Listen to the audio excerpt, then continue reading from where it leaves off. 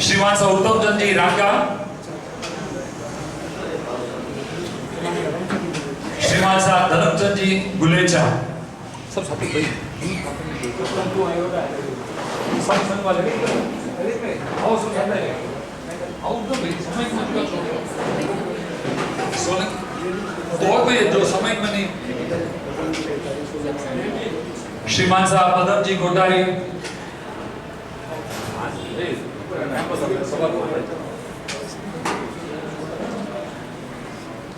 एक minute photo uncle photo ले पीछे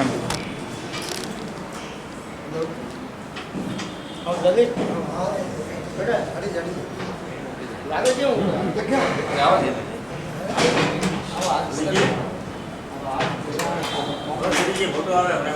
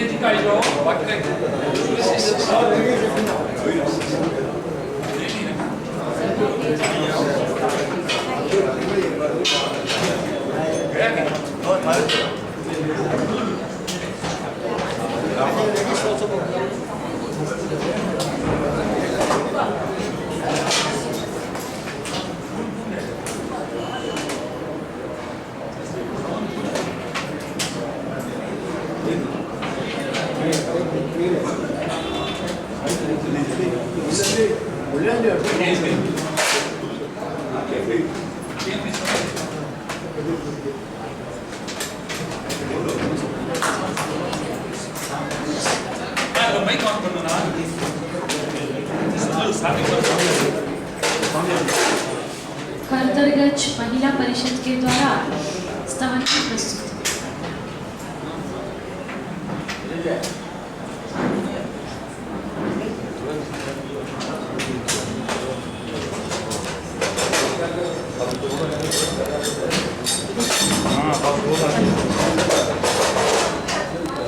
सूर्य सा चमकता खरदरगंज हमारा, आज गुण गाए ये जग सारा।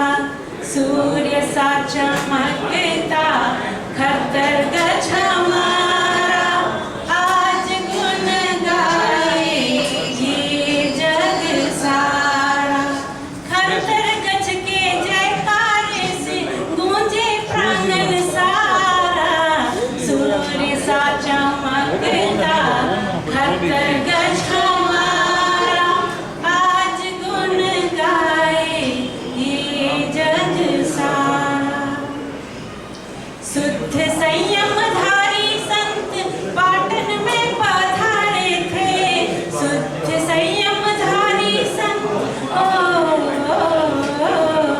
शुद्ध संयमधारी संत पाटन में पधारे थे।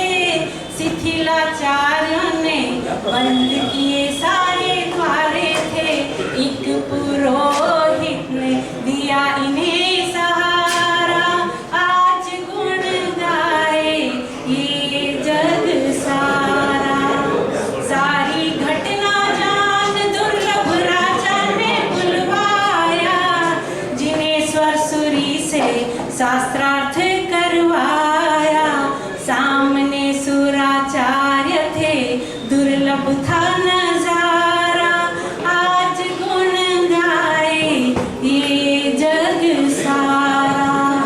जीत हो गई जैन धर्म की, राजा गदगद हो गए।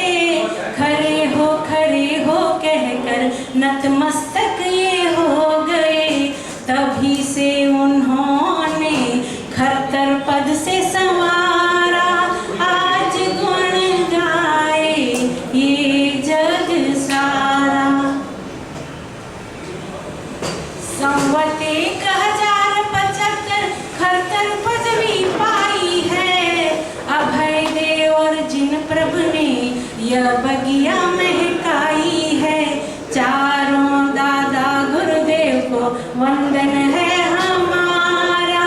आज गुण गाए ये जग सारा, मणि प्रभ की ज्योति से शासन चम चम चमक रहा।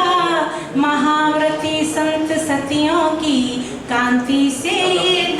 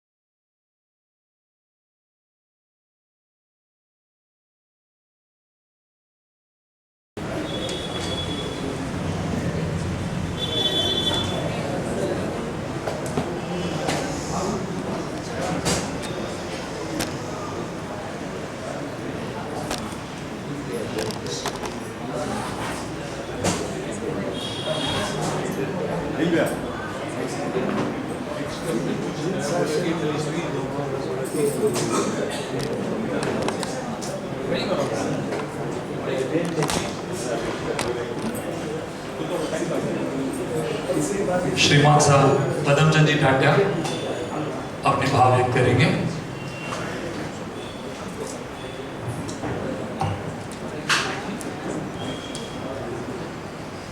आप पूछो, नहीं बोल रहे।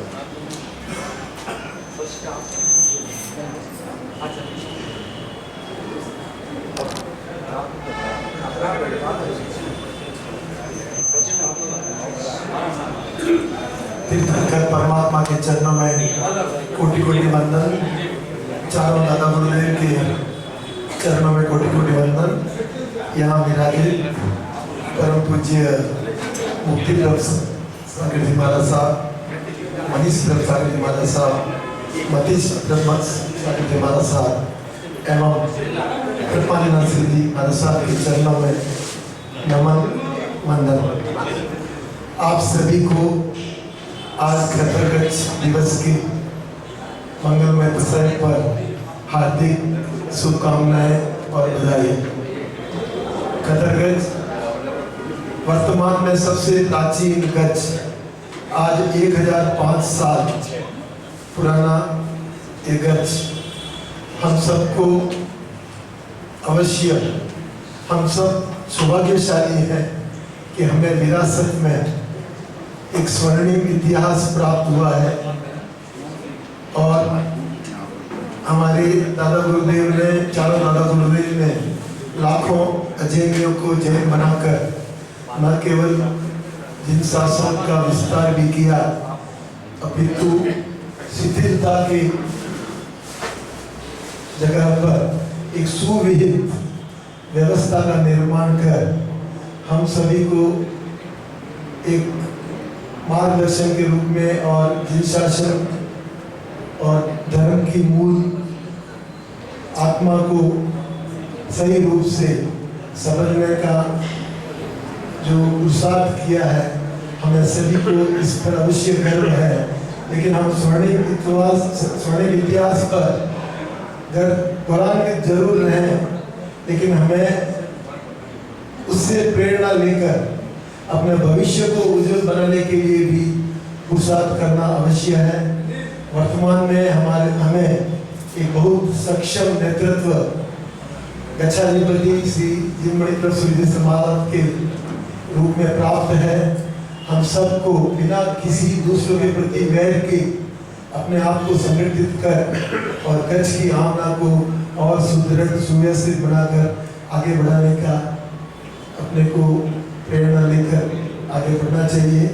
मैं पुरुषवाकम संघ का आभारी हूँ, उन्होंने आज ये कार्यक्रम ऑर्गेनाइज कर हमें यह अवसर प्रदान किया। धन्यवाद। जय हिंद। श्रीमान साहब मोहन जी डेटा से निवेदन होगा कि कृपया माला धारण करें।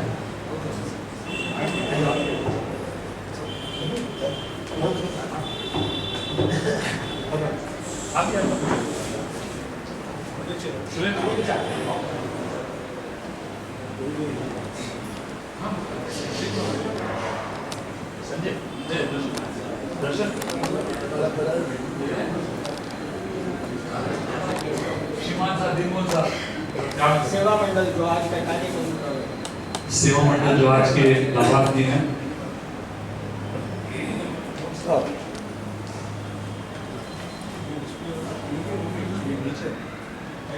सूर्य जिनेश्वर अधिपति गाड़ी घर दरियावार राजा दुर्लभ ने कहा खरा शुद्ध आचार्य भविका खरा शुद्ध आचार।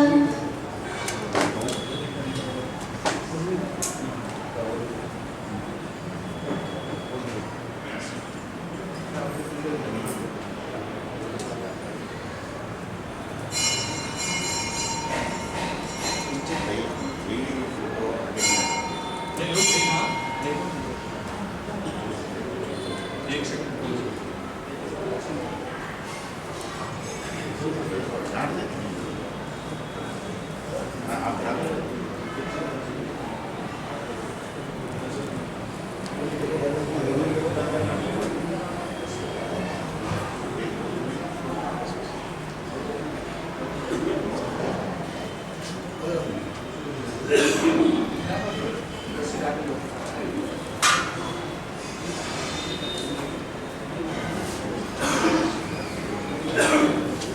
आगे आमंत्रित होगा श्रीमान साहब मोहन जी डेटा से कृपया अपने भाव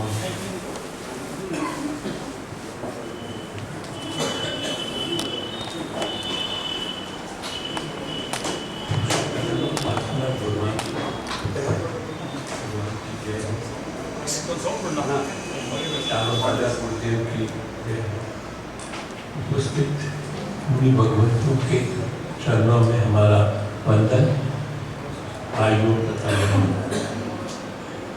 आज अपने सब यहाँ 1005 वर्ष हुए अपने देश पर स्थापित होकर उसकी उजवनी करने को एकत्रित हुए हैं।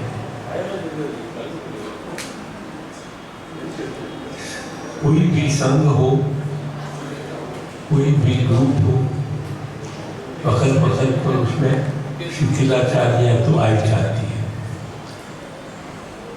और भगवान के निर्माण के 200 वर्षों में शिथिलाचार आके 2 हिस्से हो गए थे। उसी तरह से बाद में उसमें कुछ होता रहा। फिर 400 वर्ष के बाद चैत्य वासनों का रूप शुरू हुआ और वो भी संपूर्ण जैन सिद्धांत को मानने वाले थे, मगर उनकी पालने में कुछ न कुछ फर्क हो गया। जैसा आप जानते हैं कि इन 1000 वर्षों में हमारे कर्तव्य में भी कितनी ही शाखाएं निकली, कितने ही तरह तरह के जैसे शिव पूज्य हुए, तो उनको शिव पूज्य में भी 4 व्रत के पक्के होते थे, मगर ये जो धीर होती थी 5वीं व्रत में ईश्वर होती थी। इस ढंग से कमजोरियां आना और कमजोरियों को मिटाना यह वक्त का जरूरी हो जाता है। और ऐसे ही जब चैत्यवासियों का रुख बहुत ही बदल गया था, तो उस वक्त विधि पक्ष के साधु बहुत ही कम थे हमारे यहाँ पर। और श्री वल्लभ सूरी जी महाराज के पाठ पर जिनेश्वर सूरी आए और जिनेश्वर सूरी जी जब पाटन पहुँचते हैं और वहाँ उनको रुकने की भी जगह नहीं मिलती है, और उसके आगे का इतिहास आपको भी इसमें बताया जाएगा। और उन्होंने सुराचार्य के साथ दुर्लभ राजा के दरबार में ये प्रूव कर दिया कि विधि पक्ष ही सही है, न कि चैत्यवासियों का जो था। और उसी दिन से जब महाराजा ने कह दिया कि तुम्हें खरा छो, तो एक खरा थी कर्तव्य से की ये हिसाब अपना लक्ष्य में, अपने लक्ष्य में उसके बाद में भी कई शाखाएं निकली हैं। और इस वक्त खरसरगढ़ में 2 शाखाएं आज भी चल रही है, सुखसागर जी महाराज की समुदाय और मोहनलाल जी महाराज की समुदाय। हमारे देखते में भी 3 शाखाएं थी, जैसे कृपाचंद्र सूर्य जी महाराज की समुदाय जो जिसका आज विलुप्त हो गया। इसी ढंग से अपने जैन के अंदर कितने ही गच्छांतर मतांतर रहे हैं। और इस वक्त विद्यमान 5 गच्छ है, कर्तव्य गच्छ, तपगच्छ, पार्श्वचंद्र गच्छ, विमल गच्छ, आंचल गच्छ। सबसे पुराना कर्तव्य गच्छ है, उसके बाद में आंचल गच्छ और उसके बाद में तपगच्छ। और विमल गच्छ और पार्श्वचंद्र गच्छ ये दोनों तपगच्छ की शाखाएं हैं। और तब से सबसे खरीब बात कर्तव्य की ये नहीं है कि हमारे श्रावक, हमारे साधु, हमारे साध्वी भगवान सब दिल से बड़े विशालता रहे हैं, क्योंकि यही सिखाया जाता है हमारे देश में।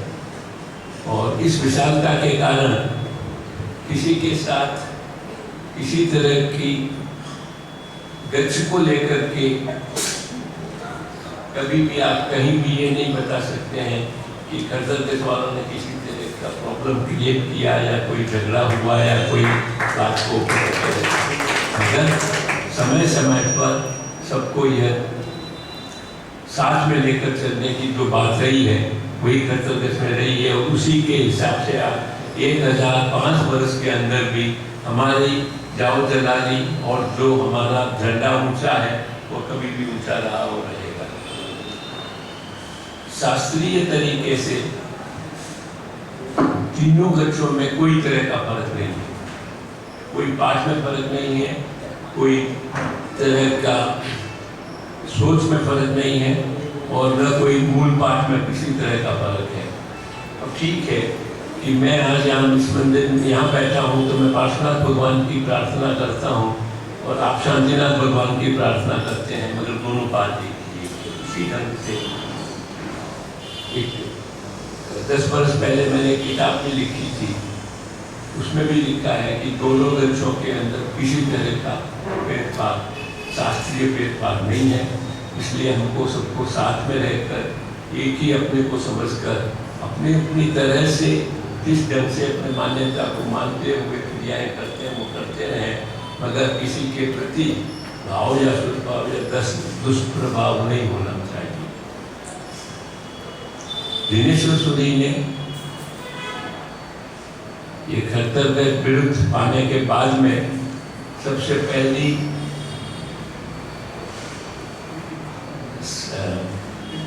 शाखा स्थापित हुई जो श्रीपति गोत्र से पहला गोत्र जो उन्होंने बनाया वह था श्रीपति गोत्र। और उसी श्रीपति गोत्र से हमारा गोत्र निकला है। आज श्रीपति गोत्र का रिप्रेजेंटेशन खाली बेटा गोत्र है पूरे हिंदुस्तान में। और ये हमारे लिए बड़े गौरव की बात है कि 1005 वर्षों से हमारे परिवार या गंगा गोत्र के सब लोग कर्तव्य के अनुयायी हैं, मगर उसमें से भी कई लोग दूसरे में गए, आखिरी में सबका मेल कर्तव्य में होता है। आज अपने सब यहाँ इकट्ठे हुए हैं कर्तव्य का 1005वां वर्ष मनाने के लिए। और मुझे उम्मीद है कि ये 1005 वर्ष, 1025 वर्ष और 1500 वर्ष आगे से आगे बढ़ता ही जाएगा और समाज में सब इसके शामिल रूप होकर इसको मनाते हैं।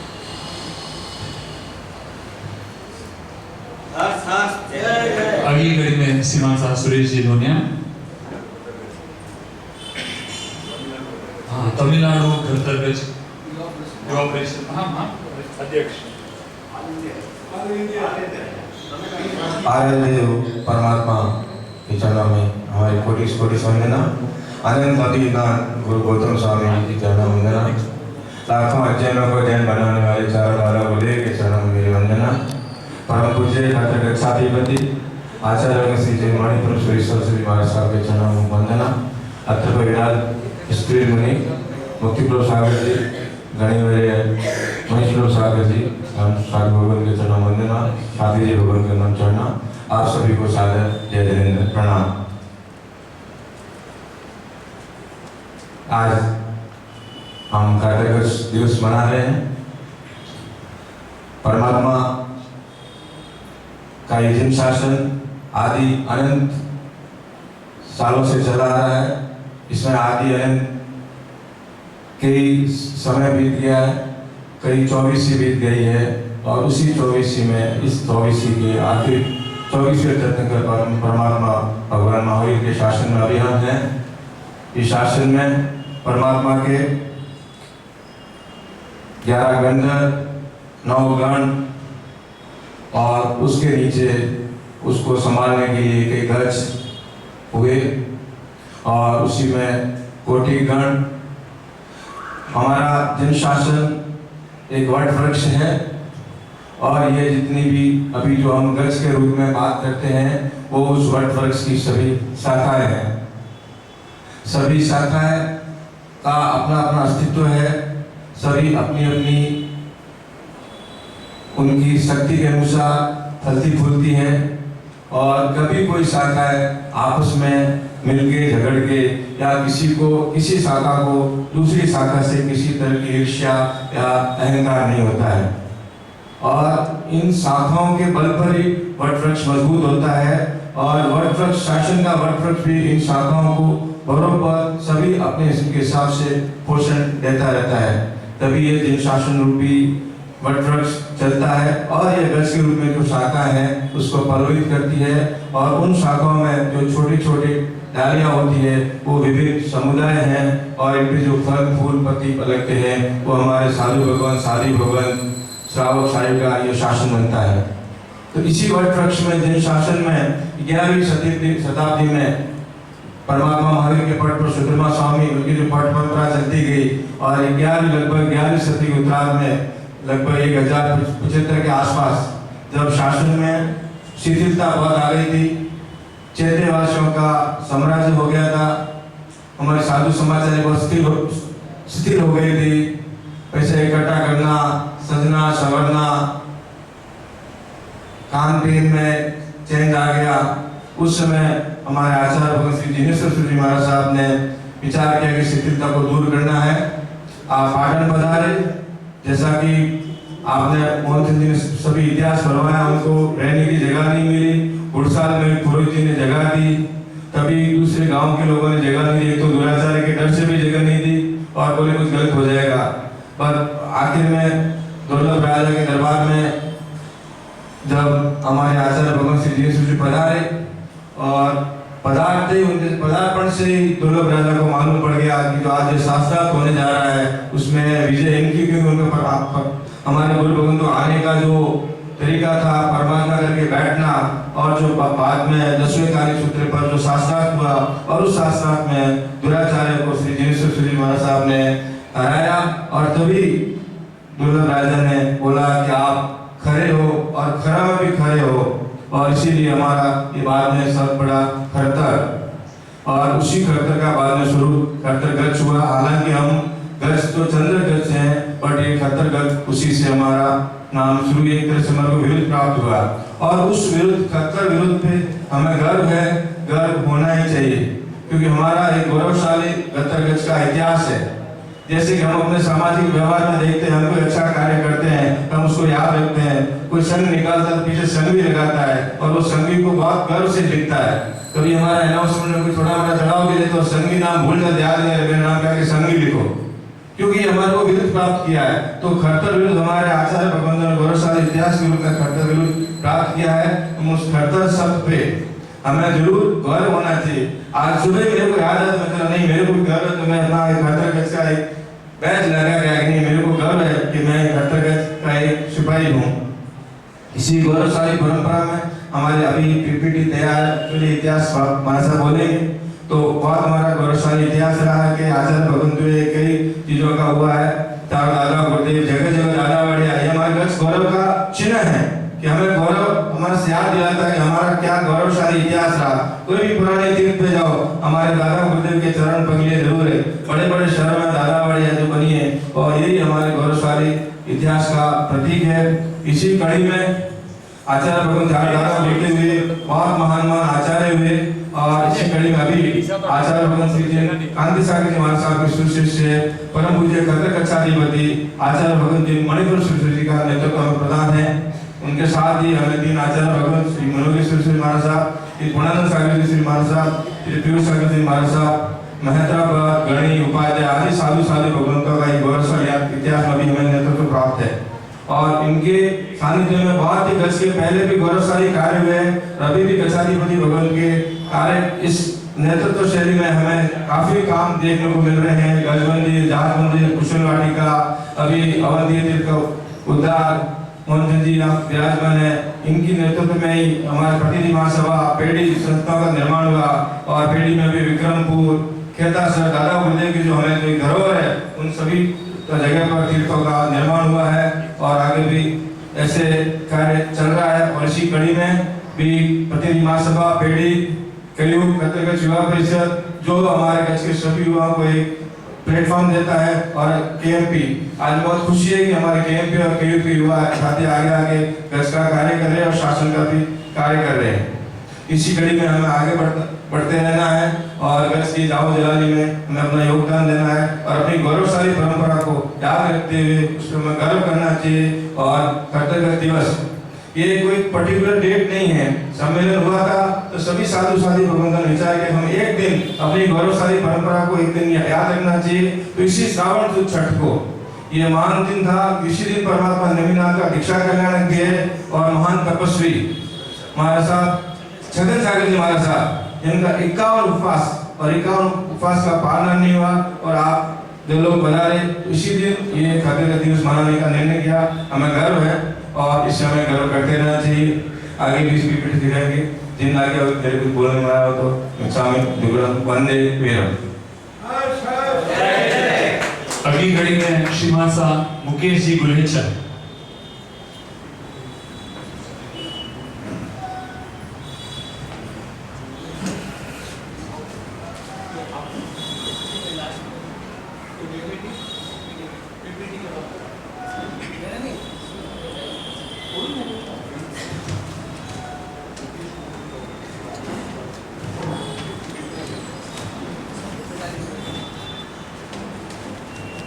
कलिकाल कल्पतरु करुणा सागर श्री पुरुषादानी पार्श्वनाथ भगवान के चरणों में कोटि वंदन। परम पूज्य पाठ पर सुशोभित स्थगित मुनि श्री मनीष प्रभ सागर जी महाराज साहब, मुक्ति प्रभ सागर श्री जी महाराज साहब, गणिवर्य श्री मनीष प्रभ सागर जी महाराज साहब एवं मुनि भगवंतों के चरणों में कोटि वंदन। परम पूज्य पार्श्वमणि तीर्थ प्रेरिका सुलोचना श्री जी महाराज साहब की सुशिष्या की कृपांजना श्री जी महाराज साहब के चरणों में कोटि वंदन। विराजित भाई और बहनों सादर जय जी। आज बड़े हर्ष का विषय है कि हम यहाँ पर खट्टर कच्छ स्थापना दिवस मना रहे हैं। इन 1000 वर्षों में इस जिन शासन को चलाने में जितना योगदान खट्टर कच्छ आचार्यों ने किया है, शायद ही किसी ने किया होगा। जिनेश्वर सूरी, वल्लभ सूरी से लेके जिनेश्वर सूरी, जिन दत्त सूरी जी, जिन मणिधारी, जिन चंद्र सूरी जी, जिन कुशल सुरेश्वर जी, जिन चंद्र सुरेश्वर जी, और वर्तमान में 19वीं शताब्दी में श्री जिन हर्ष सुरेश्वर जी महाराज साहब। दादा गुरुदेव श्री जिन दत्त सूरी जी ने अगर 1,30,000 नूतन जैन नहीं बनाए होते, दादा गुरुदेव श्री जिन कुशल सूरी जी महाराज साहब ने 50,000 नूतन जैन नहीं बनाए होते, तो शायद आज का ये दिन अपने जीवन में शायद ही आता। न जाने हम कौन से धर्म में होते और कौन सा धर्म पालन कर रहे होते हैं। खट्टर कच्छ आचार्यों ने जिनेश्वर जैसे अभी पूर्व वक्ताओं ने बताया कि चैत्यवासी परंपरा, चैत्यवासी क्या था? उस जमाने में साधु मंदिर में रुक जाते थे, मंदिर में खाते पीते थे और अपने टेस्ट का जो उनकी रुचि होती वो हार बनवाते थे। इन सब रूढ़िवादियों को और कुप्रथाओं को जिनेश्वर सूरी जी ने इसका उन्मूलन किया और वहीं से सुविविध गज की परंपरा प्रारंभ हुई। सब पूर्व आचार्यों ने अनेक राजा महाराजाओं के साथ मिलकर अपने इस धर्म खतरगज की एवं जिन शासन की जाओ जलालियां की। आज जो भी अपने पुराने तीर्थ हैं, पालिकनाथ तीर्थ जिसकी पीढ़ी की स्थापना परम पूज्य श्री देवचंद्र सूरी महाराज साहब द्वारा की गई है, समेत शिखर जी जिसकी अनेकों प्रतिष्ठाएं श्री जी हर्ष सुरेश्वर जी महाराज साहब के द्वारा 18वीं शताब्दी में और 19वीं शताब्दी में उनके अंत और प्रारंभ में हुई है। 20वीं शताब्दी में अपने गज के सालों थोड़े कम हुए तो पूरा कार्यभार इस 20वीं शताब्दी से 21वीं शताब्दी तक खतर गज को आगे ले जाने का काम हमारे साथियों ने किया। पुण्य मंडल, शिव मंडल, अनेकों साथी जी जैसे अपने विक्षिक्षण श्री जी महाराज साहब, विक्षिक्षण श्री जी महाराज साहब, सज्जन श्री जी महाराज साहब, अनुभव श्री जी महाराज साहब, जिन्होंने अपने प्राचीन तीर्थों की संरचना की, उनका समय समय पर जीर्णोद्धार कराया और अभी वर्तमान में परम पूज्य आचार्य चार्यपति जी ने अवंती तीर्थ का जीर्णोद्धार करवाया। उसी प्रकार अपने शिखर जी में 20-20 तीर्थंकरों की कल्याणक भूमि, जहां पर सांवलिया पार्श्वनाथ का एक दीर्घमान तुल्य जिनालय का जीर्णोद्धार परम पूज्य चंद्रप्रभासी जी महाराज साहब की पावन प्रेरणा से परम पूज्य पीयूष सागर जी महाराज साहब द्वारा वहां पर करीब 3-4 वर्ष पूर्व प्रतिष्ठा हुई। ऐसे ही परम पूज्य मणिप्रभासी जी महाराज साहब जिन्होंने बिहार, बंगाल आदि कल्याणक भूमि में मणिप्रभासी जी महाराज साहब और शशि प्रभासी जी महाराज साहब ने उन तीर्थों का संरक्षण किया। और अभी यहाँ पर इस शताब्दी में परम पूज्य अपने जो साथी वरिया यहाँ पर बैठे हैं उनकी गुरुवरिया ने पेतुलम में पार्श्वमणि तीर्थ की स्थापना की और जिन शासन का डंका बजाया।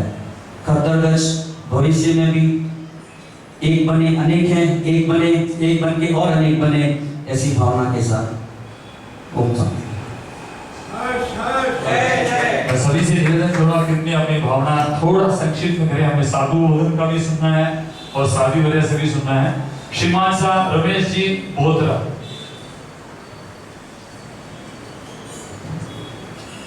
साहित्य आत्माओं के चरण में कोटि कोटि वंदन। गुरु के बिना तो ज्ञान नहीं, सबको मालूम ही है। तो गुरु अनुमोदना एक दो संक्षिप्त में करूंगा। चनी शहर में गुरुवर विराजे, चनी शहर में गुरुवर विराजे। सबको बोलना है। खुशियाँ छाई, खुशियाँ छाई, खुशियाँ छाई, खुशियाँ छाई। जब तब से इनके चरे महके, जब तब से इनके चरे महके। गुण गाए इनके, गुण गाए इनके चांद सितारे, गुण गाए इनके चांद सितारे। खुशियाँ छाई, खुशियाँ छाई, खुशियाँ छाई, खुशियाँ छाई। वाणी में देखो मिस्री की डलिया, वाणी में देखो मिस्री की डलिया। सुनते ही मिल जाए मुक्ति की गलिया, सुनते ही मिल जाए मुक्ति की गलिया। आगे और पीछे, आगे और पीछे भक्तों का टोला, भक्तों का टोला। खुशियाँ छाई, खुशियाँ छाई, खुशियाँ छाई। हर्ष आगे करिए श्रीमती मंजू जी गुलेचा।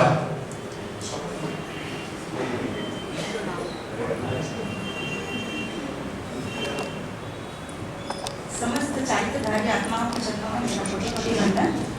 पधारे हुए सभी महानुभावों को मेरा प्रणाम।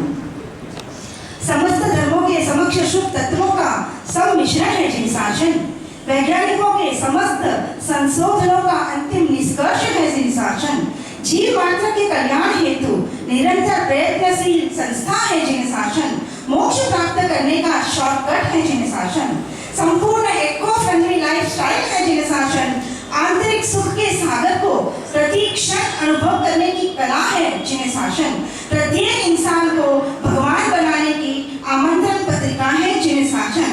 ऐसे जिन शासन की ही एक शाखा है खरतरगच्छ, हमारा खरतरगच्छ।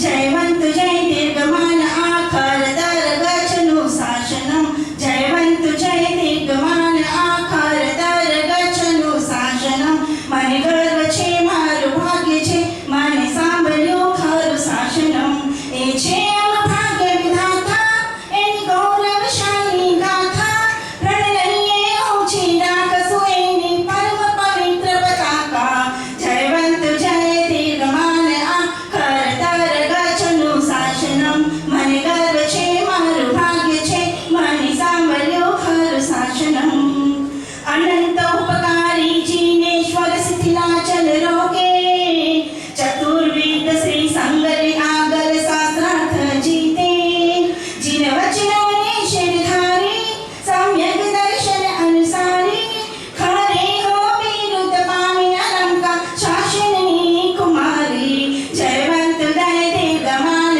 आखर तरगच्छ अनुशासनम, मन गर्व छे मारु भाग्य छे मन सांभळ्यो खरु शासनम, जिन वाणी नो श्रवण करता नर नारी पामे, प्रभुए चिंत्य मार्गे चाली पहुंचा मोक्ष निधामे, निज पर शासन सिखावे सुख नो अनुभव करावे, मानव से मानव बनने की कला जो हमको सिखाए, जयवंत दय दीर्घमान आखर तरगच्छ अनुशासनम, मन गर्व छे मारु भाव छे मन सांभळ्यो खरु शासनम। हर्ष हर्ष के यूपी नो ग्रुप बनावी विहार सेवा झाली, अनुकंपा मा समय ने संपनी ने फाड़ी, ज्ञानियों के यूपी नो ग्रुप बनावी विहार सेवा झाली, अनुकंपा मा समय ने संपत्ति ने फाड़ी, जयवंत दय दीर्घमान आखर तरगच्छ अनुशासनम, मन गर्व छे मारु भाग्य छे मन मर्ग खरु ओ शासनम। धन्यवाद। हर्ष हर्ष। और अब मैं आमंत्रित दूंगा मुकेश गुरु जी से, वो अपने भाव व्यक्त करें।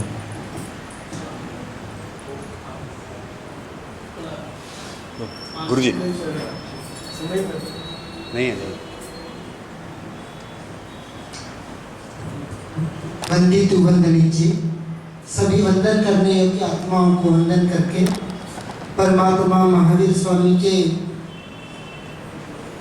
शासन की महान परंपरा को, जिन्होंने अपना सर्वस्व जीवन अर्पण करके आज हम तक पहुंचाया, 2550 वर्ष भगवान महावीर स्वामी के निर्माण के हो चुके। आज तक की परंपरा में जितने आचार्य भगवंतों ने, जितने साधु भगवंतों ने अपना जीवन, अपना सब कुछ समर्पण करके आज हमारे जीवन को महकाया है, उन सभी की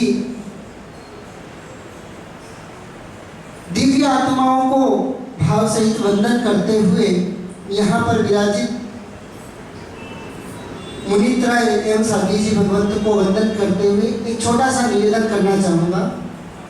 अभी कुछ समय पहले हम गुरुदेव के साथ में चेन्नई के पास में एक संघ में थे, तिरुपातुर। संघ छोटा ही है, लेकिन उस संघ का जो कार्य है वो बहुत बड़ा है। वहां पे उन्होंने वर्तमान में 200 लगभग परिवारों को जैन बनाने का प्रयास किया है और 200 परिवारों को वो तमिल से जैन बनाने में लगे हुए हैं।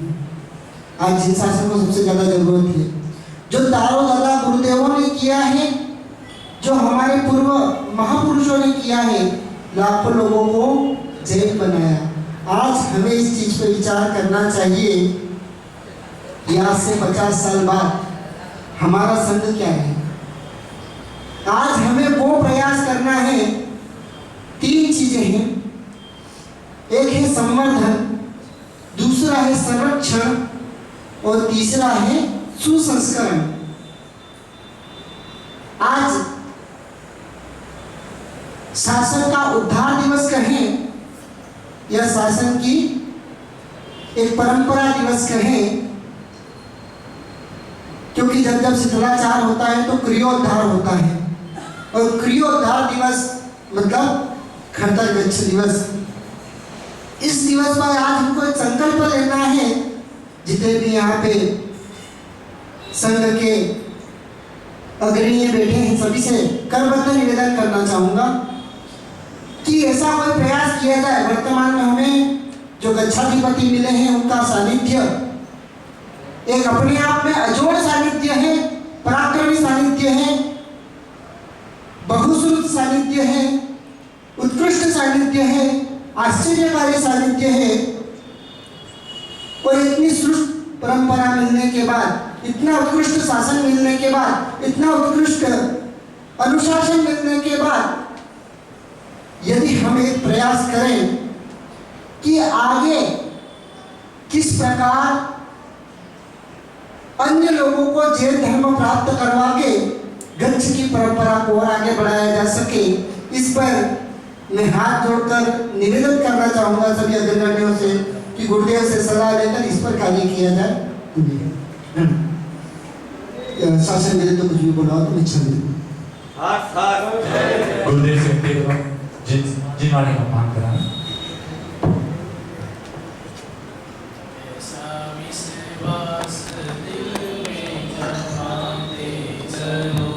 ऐसा विश्वास दिल में जमाने चलो, सिद्ध अरिहंत को मन में रमाते चलो, सिद्ध अरिहंत को मन में रमाते चलो।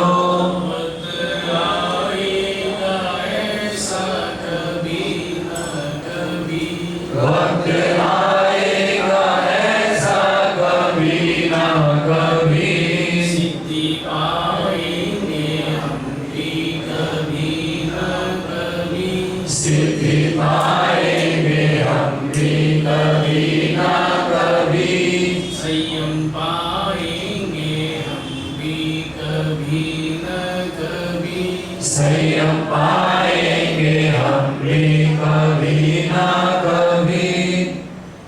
जिन्होंने अपने प्रबल पुरुषार्थ के माध्यम से मोक्ष पद को प्राप्त कर लिया, उन सभी सिद्धात्माओं के पावन श्री चरणों में हमारी भावभरी वंदना। परम उपकारी लाखों आत्माओं को बोध देकर के परमात्मा के दरों से जोड़ने वाले ऐसे पूज्य दादा गुरुदेव श्री जिनदत्त सूरी आदि चारों दादा गुरुदेव श्री के पावन श्री चरणों में हमारी भावभरी वंदना। परम पूज्य गणनायक श्री सुख सागर जी महाराज साहब की पावन श्री चरणों में हमारी भावभरी वंदना। परम पूज्य आचार्य सम्राट श्रीमद जिनकांति सागर सुरीश्वर जी महाराज साहिब के पावन श्री चरणों में हमारी भावभरी वंदना। भवसागर से डूबती नैया को सहारा देने वाले मेरी श्रद्धा के केंद्र परम पूज्य गुरुदेव गच्छाधिपति आचार्य भगवत श्रीमद जिन मणिप्रभ सुरीश्वर जी महाराज साहिब के पावन श्री चरणों में हमारी भावभरी वंदना। कर्तव्यराज ईश्वरी विराज के पावन श्री चरणों में भावभरी।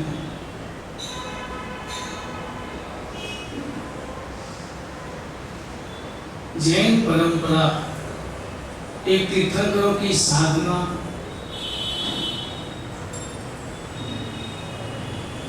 परिणाम है। तीर्थंकरों ने चतुर्वेद संघ की स्थापना की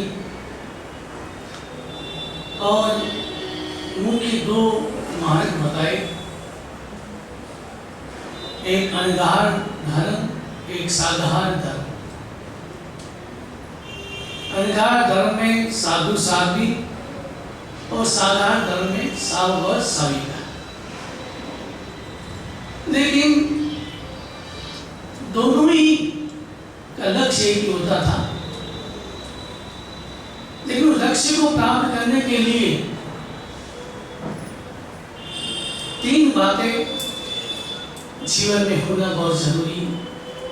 अगर तीन बातें हैं तो ही हम लक्ष्य तक पहुंच सकते हैं, अगर तीन बातें जीवन में नहीं है तो मोक्ष तक पहुंच नहीं सकते। वो है देव गुरु धर्म। देव गुरु धर्म पर श्रद्धा। जिसके भीतर में देव गुरु धर्म के प्रति श्रद्धा है, समर्पण है,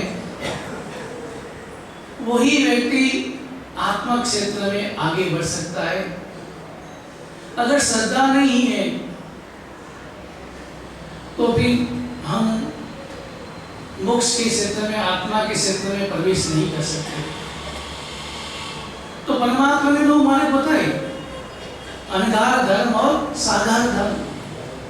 लेकिन अगर चाहे अनगार धर्म हो चाहे साधारण धर्म हो, जिनके भीतर में देव गुरु धर्म के प्रति श्रद्धा नहीं हो, जिनके भीतर में परमात्मा की आज्ञा के सुधारिता के भाव नहीं हो, जिस प्रकार अनाही धर्मों हमने शास्त्रों में पढ़ा है, सुना है, आज्ञा ही परमात्मा की आज्ञा ही धर्म है।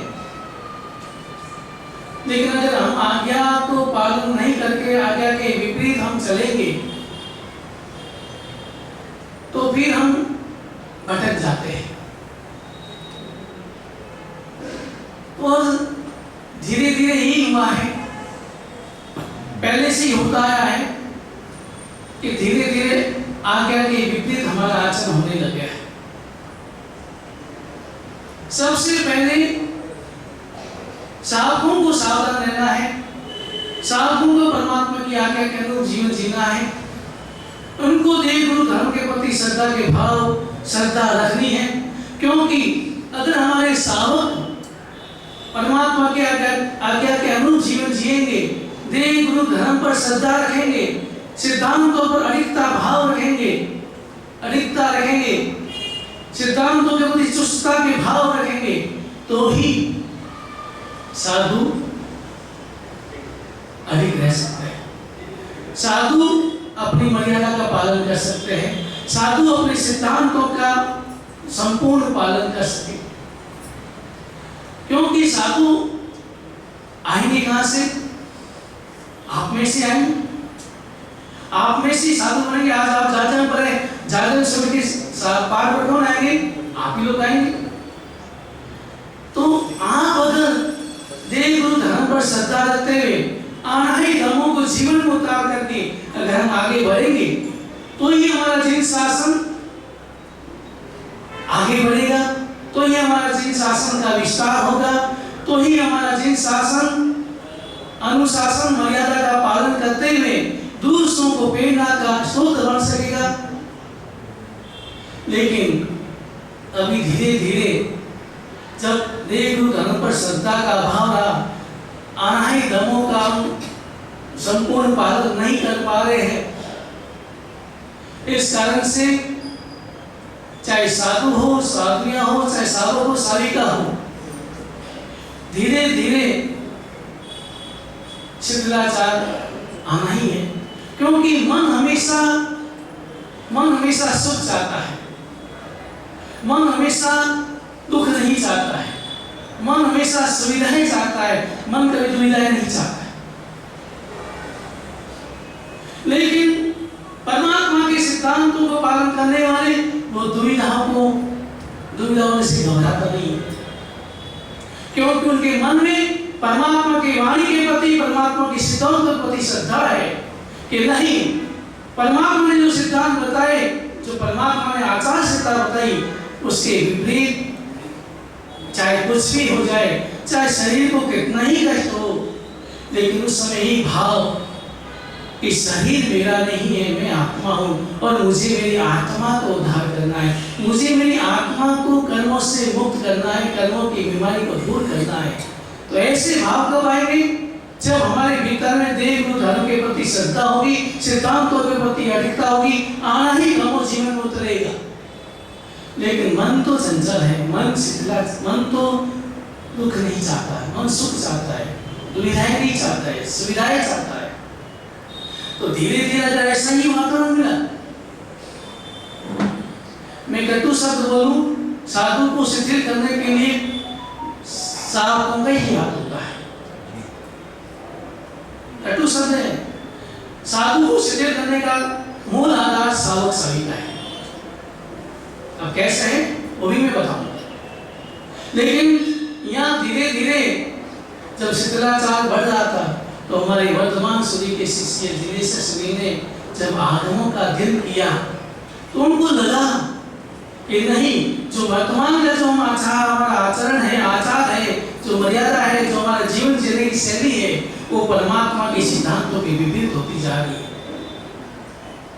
धीरे धीरे बढ़ती जा रही है।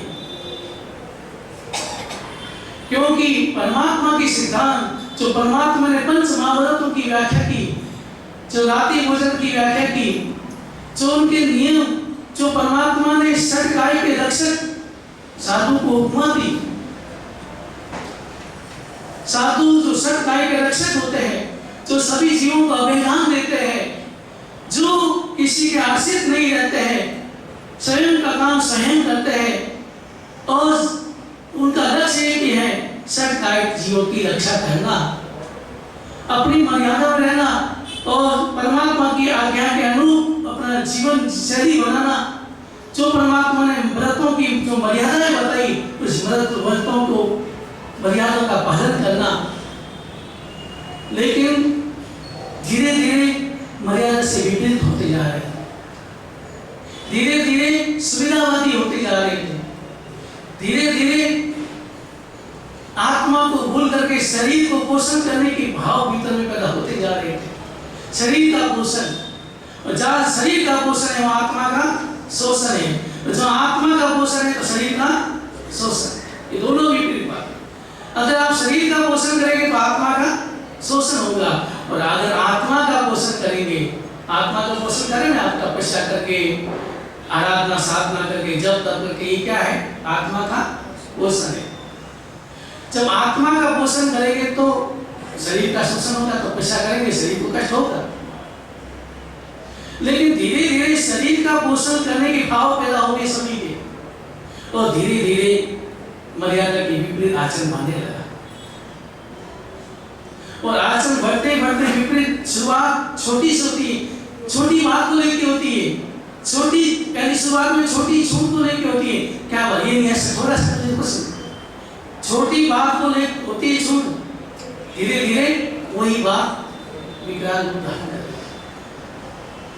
तो मन में शरीर बात आ गया तो धीरे धीरे सुविधाओं की ओर आगे बढ़ने लगे, उसकी ओर ध्यान देने लगे।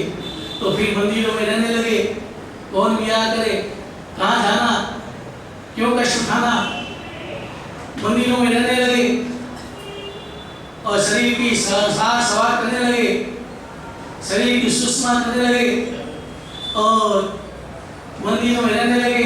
और आहार, जब जो परमात्मा ने कहा साधु निमित्त का आहार नहीं ले सकता, लेकिन वही मर्यादा भूल गए, अपने हिसाब से आहार बनने लगा, लेने लगे, और जो अपन मनुष्य का क्या बताते वही वो तांबुल पामू में चबाने लगे। धीरे धीरे शिष्टाचार बढ़ गया, रोज लुचन भी बंद कर दिया। तो धीरे धीरे शिष्टाचार यानी अपनी मर्यादा के विपरीत धीरे धीरे आचरण बढ़ता गया।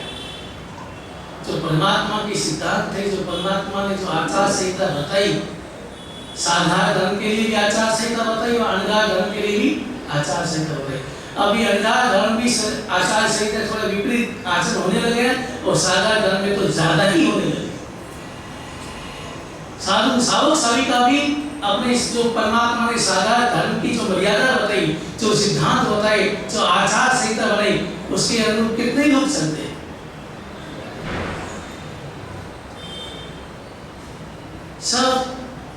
शरीरवादी हो गए, रूढ़िवादी हो गए।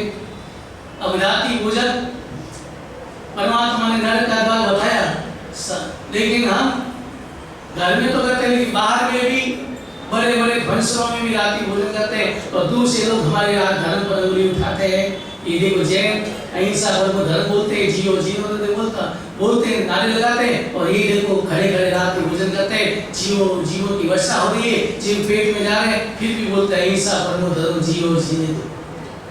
तो साधारण धर्म वाले भी धीरे धीरे अपनी मर्यादा विपरीत जाते आचरण मर्यादा छोड़ रहे हैं और आचार संहिता के विपरीत आचरण करने लगे। और जब सावक भी साधारण धर्म अगर मर्यादा का पालन नहीं करते, आचार संहिता का आचार का पालन नहीं करते, तो धीरे धीरे साधुओं में भी शिथिलाचार बढ़ता है। तो वहां उस समय शिथिलाचार बढ़ता गया और शरीरवादी सुखी मरीवादी बनते गए, शरीर को सुविधा देना, ऐसे आराम में जीना, ये उनके लक्ष्य बन गया। तो जिन्हें से सुनने शास्त्रों का अध्ययन किया तो लगा कि नहीं, ये हमारे आचार के विपरीत है। परमात्मा ने जो साधारण अनगार धर्म की जो मर्यादाएं बताई, जो परमात्मा ने नियम बनाए, जो सिद्धांत बताए, उस सिद्धांतों के विपरीत हमारा आचरण होता जा रहा है, बढ़ता जा रहा है। तो उन्होंने पहले स्वयं ने सबका त्याग किया, आत्मवादी बने, शरीरवादी का त्याग किया, और खुद पहले चुस्त साधु बने, परमात्मा की आज्ञा को श्रद्धावी किया, सिद्धांतों को जीवन में उतारा, खुद उतार करके फिर विचरण करने लगे और लक्ष्य बनाया कि मैं ये कोशिश करूंगा, मैं प्रयत्न करूंगा कि धीरे धीरे सबको परमात्मा के सिद्धांतों के, परमात्मा ने जो मर्यादा बताई, परमात्मा ने जो आचार संहिता बताई, उनके अनुरूप उनको ढालना, उनको बदलना। तो धीरे से विचरण करने लगे, बोध देने लगे और विचरण करते करते पाटन आए। और जब चैती परिवारियों को मालूम पड़ा कि शुद्ध साधु आ गए, तो उन्होंने मन में यह भय लग गया कि शुद्ध साधु आ गए तो हमारा भंडा भोल हो जाएगा, कि हमको कौन पूछेगा, आज तो राजा मेरा भगत है, तो ये बाद में क्या होगा। तो उन्होंने बच्चों को बुलाया और बच्चों को बुला के कहा कि दो गुप्तचर आ रहे, साधु के वेश में दो गुप्तचर आ रहे हैं, इसलिए गुप्तचर आ रहे, साधु के वेश में गुप्तचर आ रहे। ऐसा बच्चों के कानों बढ़ गया, बच्चे गलियों में घूम कर बोलने लगे कि साधु के वेश में गुप्तचर आ रहे। तो ये बात घूमते घूमते राजा के पास पहुंची, दुर्लभ राजा के कानों पड़ी। तो दुर्लभ राजा से गुप्तचर आ गए, पुराने जमाने गुप्तचर आते थे। तो राजा ने पहला आदेश दिया, चैत्य परिवारियों ने भी राजा के कान भर दिए, तो राजा कानों के कच्चे होते, तो उन्होंने पहला आदेश दिया कि उन गुप्तचरों को कोई अपना स्थान, रुकने के लिए स्थान नहीं देगा। आदेश दे दिया। अब राजा का आदेश, किसी की हिम्मत नहीं कि उसकी विपरीत जाए। लेकिन जिनेश्वरी विचरण करते हुए पाटन में पहुंचे, परमात्मा के मंदिर के दर्शन किए, पंचाशर पार्श्वनाथ भगवान के दर्शन किए, या उस जो भी मंदिर था उसके दर्शन किए, और फिर स्नान की याचना करने लगे। पहले जमाने में कोई धर्मशाला नहीं बनी होती थी, विहार करते तो कहाँ हर जगह धर्मशाला होती थी, हमको स्नान की गवेषणा करनी पड़ती थी और सावक से आज्ञा लेनी पड़ती, सावक जी आपकी अगर अनुकूलता हो तो हम 2-4 दिन यह साधना करने चाहते हैं, रुकना चाहते हैं। उनकी आज्ञा लेकर के साधु वहां रुकता था और रुकते थे।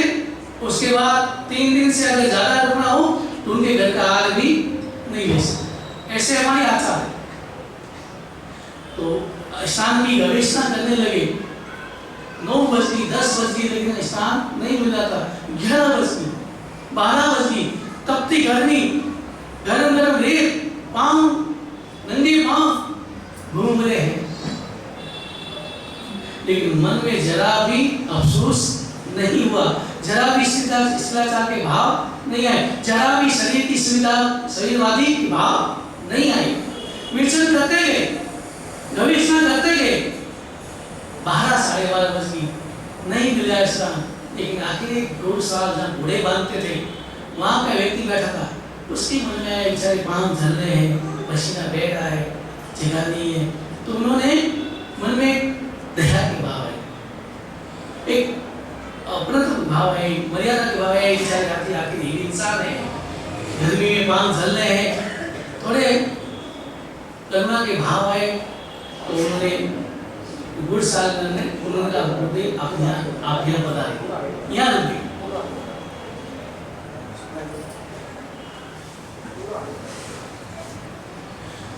तो जब उन्होंने निवेदन किया, देखा वस्ती शुद्ध है, शुद्ध वस्ती है, कोई इसमें कोई तकलीफ नहीं है, शुद्ध है, वस्ती शुद्ध है।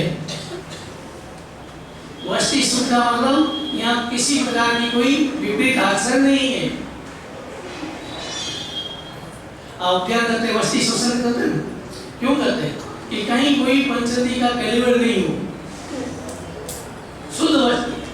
तो उन्होंने देखा शुद्ध वस्ती है, अनुकूलता है, तो वहां पर वो दुर्लभ राजा के दो साधु थे, वहां रुके और रुकने के बाद आपने परमार्चना की, परमार्चना करके आसन बिछा करके आराम से बैठ गए, अपनी आराधना करने में लग गए।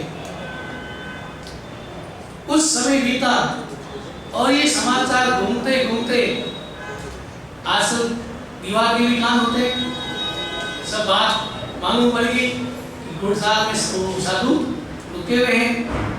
तो घूमती घूमती बात राजा के पास पहुंची और राजा ने जब मालूम पड़ा कि उसने उनको स्थान दे दिया, गुड़साल ने बुलाया अपने पास कि तुमने मेरी आज्ञा का उल्लंघन किया।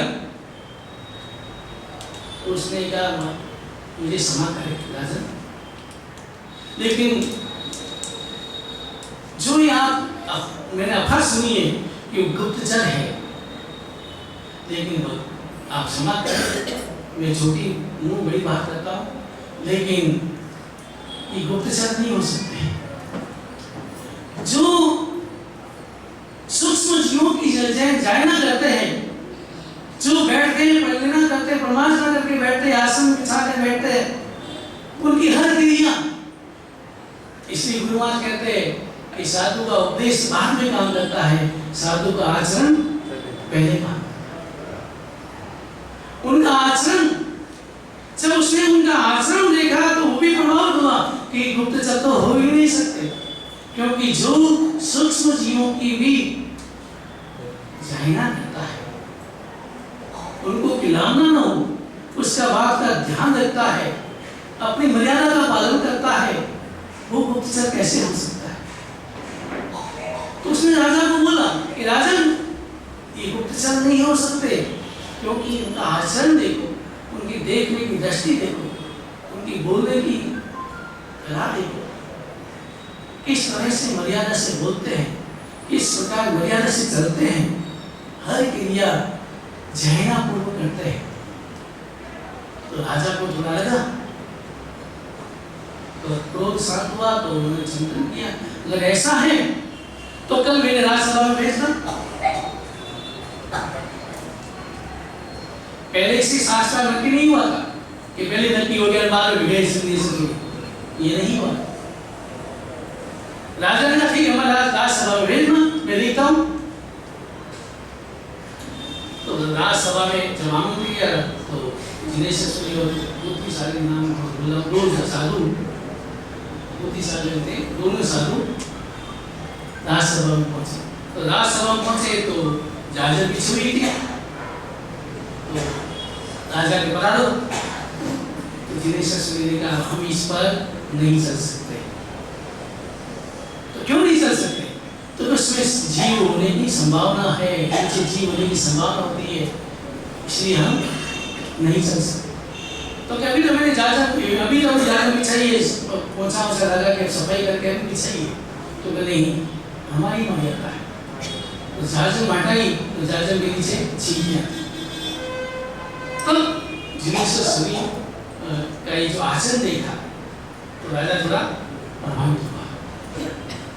कहाँ ये साधु है, तन तनाते आते हैं, गाड़ी बना के जम जाते हैं, मुंह में पान दबाए आराम से बैठते हैं, और कहाँ ये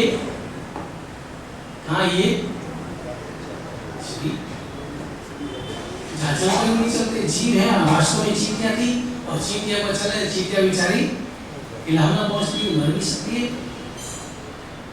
तो झांझें बढ़ाई, फिर जिन्हें से सूर्य अपनी मध्यांतर से दृष्टि ब्रह्मांड करते करते ऊपर पहुंचे तो वहां पर पहाड़ पर गधे लगे हुए थे। तो आचार्य जी ने से हम इस पर नहीं बैठते, हमारा आचार हमारा खुद का आसन होता है, उस पर हमें गधे हटाए। आचार्य गुरु ने पहले पूरे पहाड़ की परिमार्जना की और फिर आसन बिछा करके बैठे। तो राजा उनके आचार को देख करके इसकी मर्यादा और जो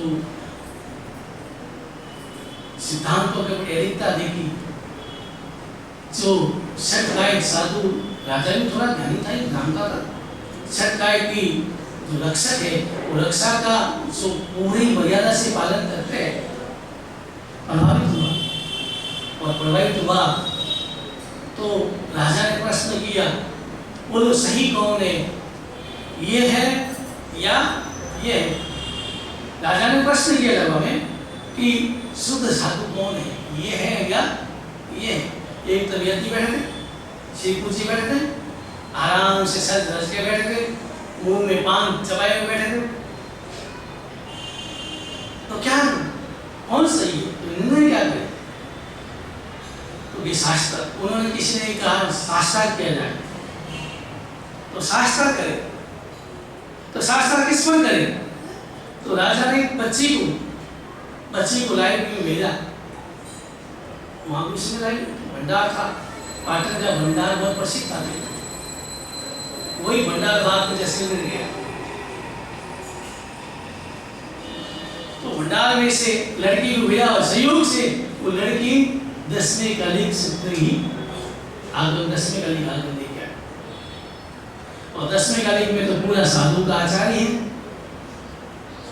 किस प्रकार साधु बोलती जाए, किस प्रकार आचरण करे, सब 10वें कलीग में साधुओं का आचार ही बताया। और ये 10वें कलीग अपने बेटे मनन के उद्धार के लिए लक्ष्य से बनाया था। किन्होंने बनाया था? क्यों बनाया था? बेटा घूमता घूमता आया, मेरे बाप को ढूंढता, मैं बाप को ढूंढूंगा, ढूंढ के पकड़ के घर ले जाऊंगा। जब मालूम पड़ा कि यही मेरे पिता है तो मन आचार्य बोलने की पहचान गए कि मेरा ही लड़का। ज्ञानी थे, उनका आयुष्य कम देखा तो उन्होंने इधर शास्त्र आगमों से सार निकाल करके 10वें कलीग की रचना की ताकि इसका उद्धार हो। उसमें सारे साधु का आचार ही बताया, मर्यादा बताई।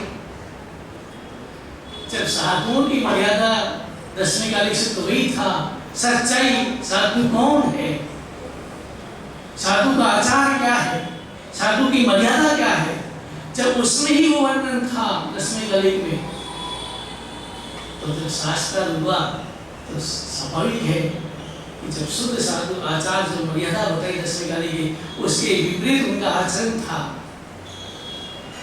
तो उनके विपरीत आचरण था। शुद्ध आचरण को सामने से सुनकर लग रहा था लगने था तो शास्त्र किया, लेकिन यदि शिवजी जवाब नहीं दे पाए। क्यों नहीं दे पाए? क्योंकि खुद जानते थे सही तो यही है। आप कोई भी बात करें, आपके मन में बात तो सही है, ये सही है, लेकिन मन में जो अहंकार आ जाता है, ईगो आ जाता है, तो मन में एक ढिलापन आ जाता है, तो व्यक्ति समझौता कर लेता है, यही नहीं कुछ नहीं कर क्या हो। लेकिन मन में जानता है कि सही तो यही है, तो उनके मन में था ही कि शुद्ध साधु का जो मर्यादा, शुद्ध साधुओं की मर्यादा, तो ये जो 10वें कलीग कह रहा है, जो लिखा है वही है। लेकिन हम लोग विपरीत चलते हैं, तो श्री पूज्य बराबर जवाब नहीं दे पाए। जब जवाब नहीं दे पाए तो राजा के मन में आ गया, राजा ने समझ लिया कि वास्तव में साधु तो यही है। तब राजा ने कहा तमें खरा छो, गुजराती में, हिंदी में आप सही हो, तुम गलत हो, आप सही हो, लेकिन गुजराती में क्या था? तमें खरा छो। तो ये खरा विरुद्ध मिला है, गच नहीं है। मैंने कल भी बताया था घर गया, खतरगस बन गया। राजा ने जगत चौधरी श्री उदयपुर में आए, ने कहा खूब तपे, खूब तपस्या की। आमिल की तपस्या कर रहे थे, तो राजा ने खूब तपे, क्या बन गया? अचल का प्रयोग किया, अनुपति जगह अचल का प्रयोग किया, अचल, इसको अचल कहते हैं। अचल का प्रयोग किया तो क्या बन गए? अचल। लेकिन गज क्या हमारा? कोटि गज, भद्र शाखा, चंद्रकुल, यहाँ तक हम सब एक, सब एक। लेकिन हम अगर बोलेंगे खतर विरुद्ध बोलेंगे, तपा वाले बोलेंगे तपा विरुद्ध बोलेंगे, अचल वाले अचल विरुद्ध बोलेंगे, और बाद में भी सोच तो तीन तो ही बने राजन सुनी, वो अलग परंपरा है। लेकिन गज तो हमारा, आप कोठारी है, आपने संग निकाला, क्या बन गए? वैसे ही गज तो हमारा कोटि गज है, लेकिन ये खतर क्या मिलेगी? विरुद्ध, यानी पदवी मिलेगी। ये विरुद्ध मिला, और विरुद्ध बाद आगे जाके क्या बन गया? गज। लेकिन है तो विरुद्ध। तो इस प्रकार आधार अनगार धर्म और सागार धर्म की जो परमात्मा ने मर्यादाएं बताई, जो परमात्मा के सिद्धांत जो बताए, परमात्मा ने जो आचार संहिता बनाई, उसके अंदर हमारे भीतर में श्रद्धा नहीं होगी, आस्था नहीं होगी, विश्वास नहीं होगा, उन रूप आचरण नहीं बनेगा, तब तक शिथिलाचार बढ़ता ही जाएगा।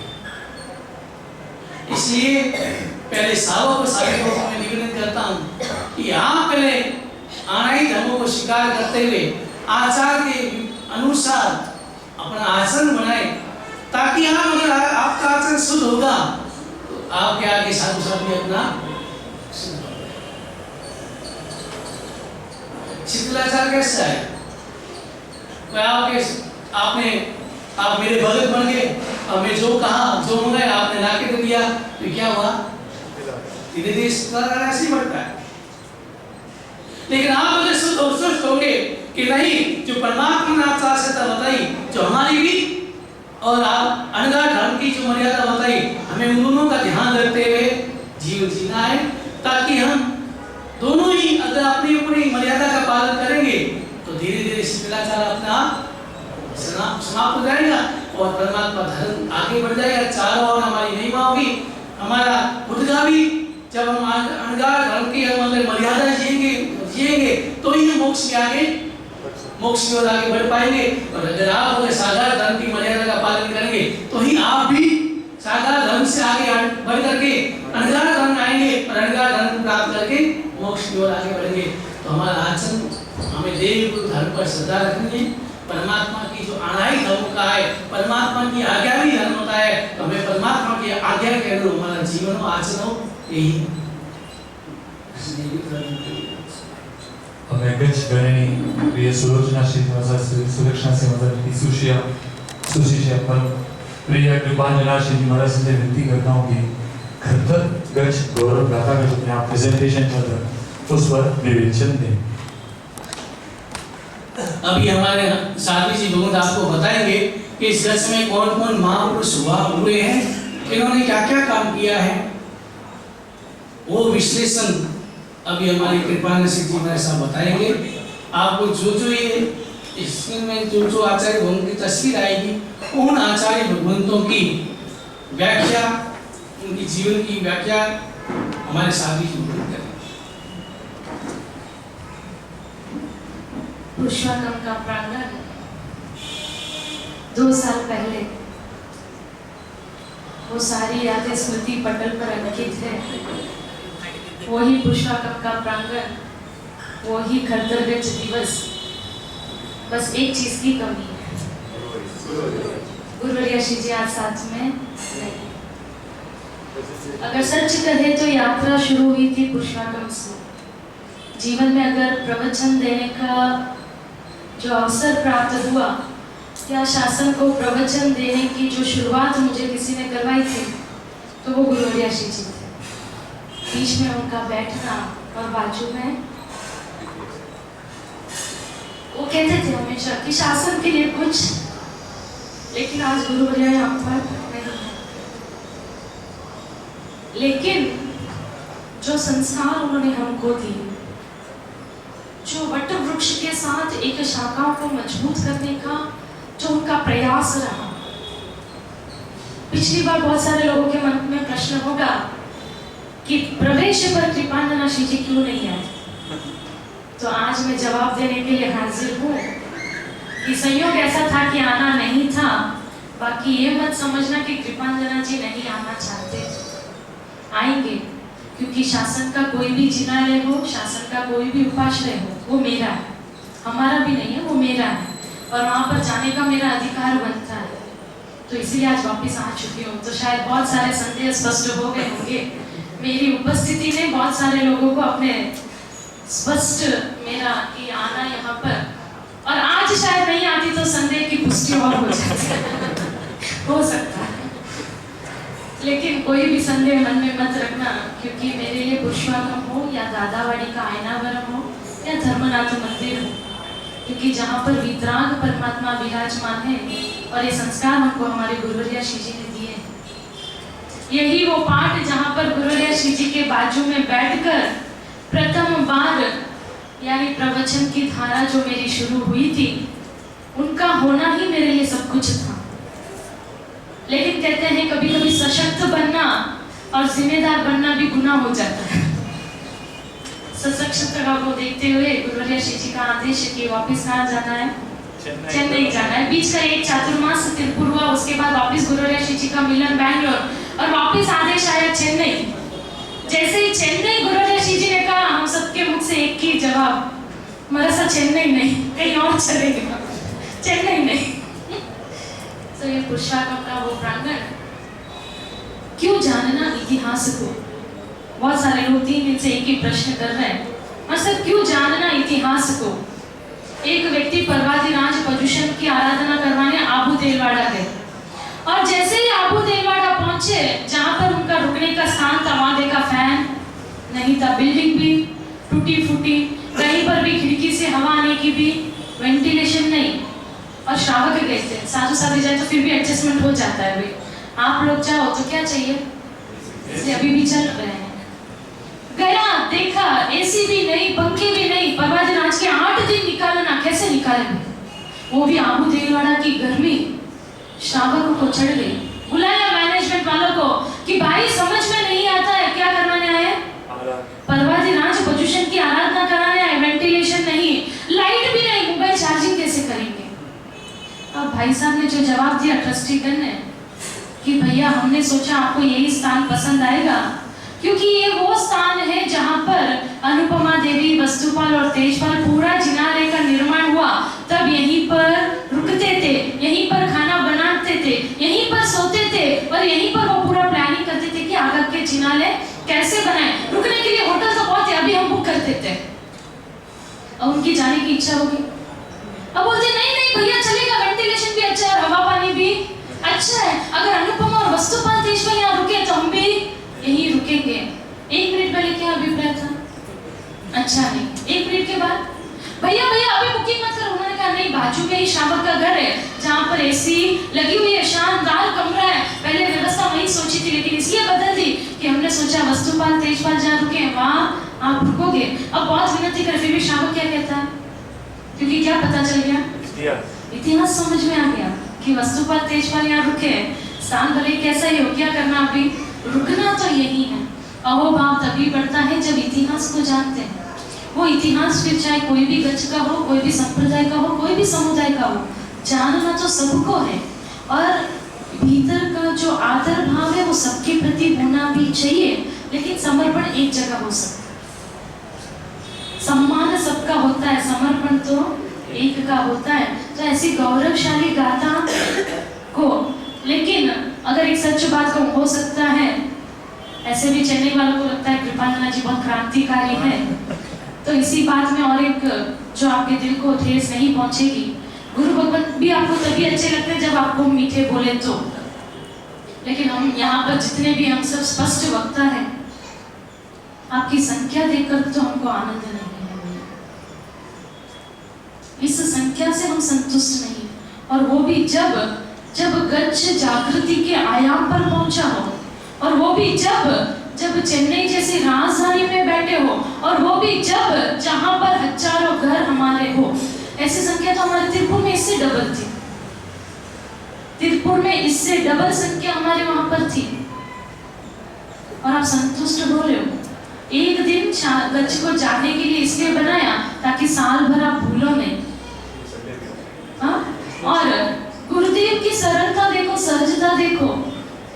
प्रणाम है उनकी इस सरलता को। शायद हम लोग होते तो इतने सरल नहीं होते। आप लोगों के लिए रविवार को भी लक्ष्य में रखा गया और हो सकता है हम सबके यमराज के संडे को ही आए थे। भैया बाकी दिन टाइम नहीं है, संडे को आना। रविवार को बदला, कल श्रावण सुदी चक्का खरतरगच्छ दिवस, शासन स्थापना दिवस। किसी ने कल मेरे को बहुत कड़वे शब्दों ने कहा आप तिथियों को बदलने का काम कर रहे हो, आप कन्वीनियंट हो रहे हो। हमने कहा साधु के लिए सैटरडे और संडे एक समान है। कन्वीनियंट आप लोग बने और आप लोगों को जोड़ने के लिए हमने सरलता अपनाई। इसका मतलब ये नहीं कि हम कन्वीनियंट बने, कन्वीनियंट आप लोग बने हो और आपके लिए हमको कन्वीनियंट बना रहे हो। रविवार का दिन और उपस्थिति तो देखो। और स्वामी वत्सली का भी जबरदस्त आयोजन ऊपर